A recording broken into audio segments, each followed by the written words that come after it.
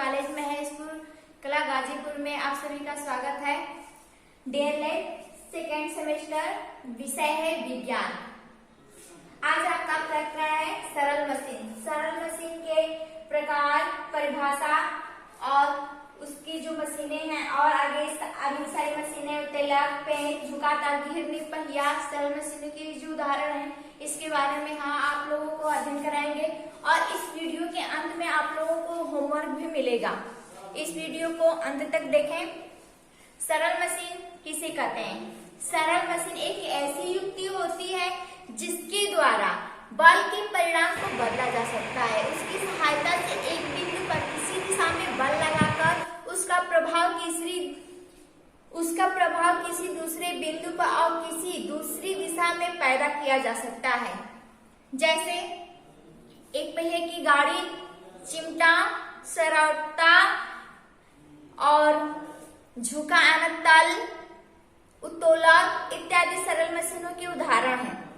सरल मशीनें किसी भी कार्य को करने में उसकी सहायता, यानी उस कार्य को करने में, किसी बोझ को उठाने में आसानी होती है, उसे सरल मशीन कहते हैं। जैसे चिमटा है, अगर आपको हम घरों में चूल्हा चलाते हैं, आज तो आधुनिक युग हो गया है, गैस पर, हीटर पर इत्यादि विधियों से हम, लेकिन पहले जो गांव में चूल्हा जलता था उसमें अंगीठी को उठाने के लिए चिमटे का प्रयोग किया जाता था। नींबू निचोड़ने की मशीन एक आती है और सबसे सरल उदाहरण है किवाड़ भी है। तो सरल मशीनों के प्रकार। सरल मशीनें निम्न प्रकार की होती हैं: उत्तोलक, पेंच, झुका तल, घिरनी, पहिया और धुरी। उत्तोलक किसे कहते हैं? उत्तोलक एक मुड़ी हुई छड़ अथवा सीधी मजबूत छड़ होती है। इस छड़ को एक बिंदु के सापेक्ष घुमाया जाता है। आपका चिमटा जो होता है, मान लीजिए वो छड़ को चपटा करके बनाया गया है। जो आपका चिमटा होता है इस आकार का होता है, यहाँ आलम होता है, यहाँ आप बल लगाते हैं और यहाँ अंगीठी को पकड़ा जाता है। या कोई भी कार्य कर सकते हैं आप, किसी भी चीज को पकड़ सकते हैं। यहाँ से भार लगता है, बल यहाँ पे लगता है, यहाँ पे कार्य होता है, यहाँ आलम होता है आपका। तो उत्तोलक निम्न प्रकार के होते हैं: आलम्ब, आयास और भार के अनुसार उत्तोलक निम्न 3 प्रकार के होते हैं। प्रथम प्रकार का उत्तोलक, द्वितीय प्रकार का उत्तोलक और तृतीय प्रकार का उत्तोलक। जो प्रथम प्रकार का उत्तोलक होता है उसमें भार और बल के बीच में आलम्ब होता है। प्रथम प्रकार के उत्तोलक में भार और बल के बीच में आलम्ब होता है। जैसे इसका उदाहरण है कैंची। कैंची इस तरह से होती है, आप यहाँ से पकड़ते हैं और यहाँ आलम्ब होता है। जिस बिंदु के चारों तरफ कोई मशीन घूम सकती है वो उसका आलम्ब होता है। जब कैंची को काटते हैं या किसी चीज को कतरते हैं तो यहाँ से पकड़ते हैं और यहाँ बिंदु जो होता है इस बिंदु के चारों तरफ ये कैंची घूमती है, यहाँ से कपड़े को या किसी भी चीज को काटते हैं तो यहाँ कार्य होता है, यहाँ बल लगता है और यहाँ आलम्ब होता है। तो कैंची किस प्रकार का उदाहरण है? प्रथम उत्तोलक का, प्रथम श्रेणी का उत्तोलक का उदाहरण क्या है? कैंची।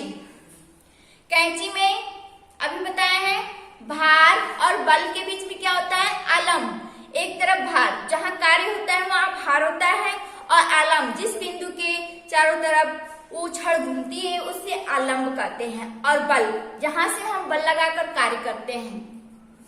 अब अगला है द्वितीय श्रेणी का उत्तोलक या द्वितीय प्रकार का उत्तोलक।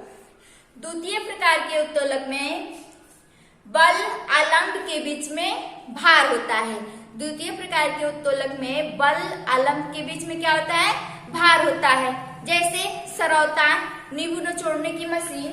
देखिए, नींबू निचोड़ने की जो मशीन होती है वो आलम्ब होता है यहाँ पे और इस तरह से होती है सरौता, नींबू निचोड़, और इसमें गड्ढा होता है और इस तरह से जब इसको दबाते हैं यहाँ बल लगाकर तो ये आलम्ब होता है। आलम्ब और जहां से कार्य करता है उसके बीच में क्या होता है? भार होता है। तो द्वितीय श्रेणी के उत्तोलक में बल आलम्ब के बीच में क्या होता है? भार होता है। यानी कार्य कहाँ पे होता है? बीच में कार्य होता है। श्रेणी के उत्तोलक में कार्य कहाँ पे होता है? बीच में होता है, जिसे भार कहते हैं। द्वितीय श्रेणी के अनेक और उदाहरण है। सरौता है, नींबू का रस निकालने की मशीन है, टाली, बॉक्स, ढक्कन, किवाड़, स्क्रू ड्राइवर, ये सब क्या है? द्वितीय श्रेणी के उत्तोलक के अंतर्गत आते हैं। अगला आपका है तृतीय श्रेणी के उत्तोलक या तृतीय प्रकार का उत्तोलक। तृतीय प्रकार के जो उत्तोलक होते हैं उसमें आलंब और भार के बीच में क्या होता है? बल होता है। आलंब और भार के बीच में बल होता है। जैसे चाकू है, फावड़ा है, चिमटा है। चिमटा को हम अभी बताए थे, यह आलंब होता है, यहाँ भार होता है। आलंब, भार, और आपका बल कहाँ लगता है? बीच में। तो ये किस प्रकार का उत्तोलक है?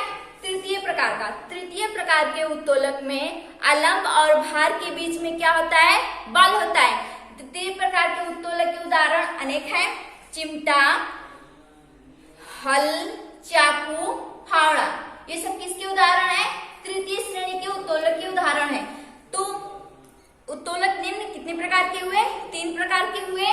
प्रथम श्रेणी के उत्तोलक, द्वितीय श्रेणी के उत्तोलक और तृतीय श्रेणी के उत्तोलक। और इनके प्रकारों 3 प्रकार किस पर बांटे गए हैं? आलंब, भार और आयास के अनुसार इन्हें 3 श्रेणियों में बांटा गया था। सरल मशीन का अगला है उदाहरण पेंच, स्क्रू, झुका अनंत तल, घिरनी, पहिया। पहिया आप लोग जानते हैं, गाड़ियों में, बसों में लगाया जाता है वो पहिया। एक स्थान से दूसरे स्थान पर बसों को, गाड़ियों को ले जाने में सहायता प्रदान कर, वही प्लेन रहता है तो क्या गाड़ी जा पाती? नहीं। तो किसी भी कार्य को करने में क्या करती है? सहायता प्रदान करती है, यानी उस कार्य को करने में आसानी पैदा कर देती है। घिरनी, घिरनी किसे कहते हैं? पहले के जमाने में जब लोग कुएं से पानी निकालते थे तो उसमें एक पहिया लगता था और उस पहिए पर रस्सी को रखकर पानी खींचते थे और जो बाल्टी लटकाई जाती थी उस पहिए पर रखकर ही कुएं में बाल्टी लटकाई जाती थी। और वह घिरनी जो होती थी उसमें रस्सी जो रखती थी वो आसानी से पानी को नीचे से निकाल लेती थी ऊपर। तो घिरनी पहिए की तरह गोल होती है। झुका अनंत तल, झुका अनंत तल जो होता है, जैसे एक पहिए की गाड़ी होती है, ईंट भट्ठों पर ईंटा ढोने के लिए जो प्रयोग में लाई जाती है, वो एक झुका अनंत तल की तरह कार्य करती है। और जो सीढ़ियां बनाई जाती हैं घरों में, छतों पर चढ़ने के लिए, वो भी एक झुका अनंत तल की तरह होती है। पेंच, स्क्रू, आप लोग घरों पे देखे होंगे स्क्रू, उसकी सहायता से किसी भी कार्य को या नट बोल्ट को कसने में, खोलने में आसानी होती है।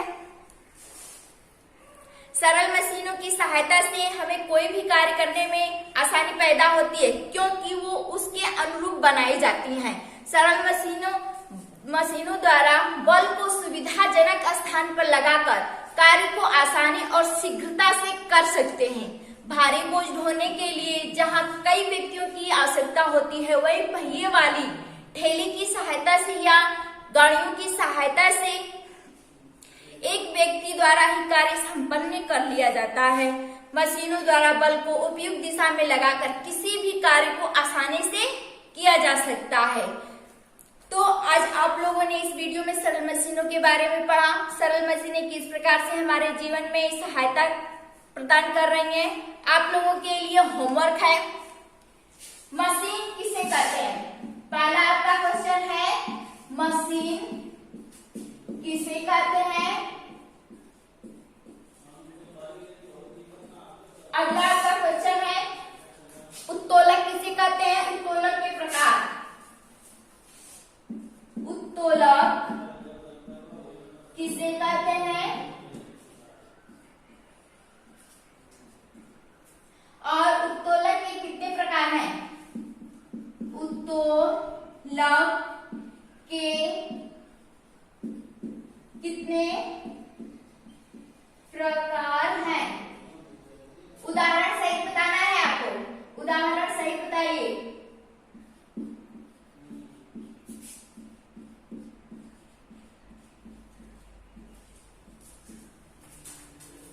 धन्यवाद दोस्तों।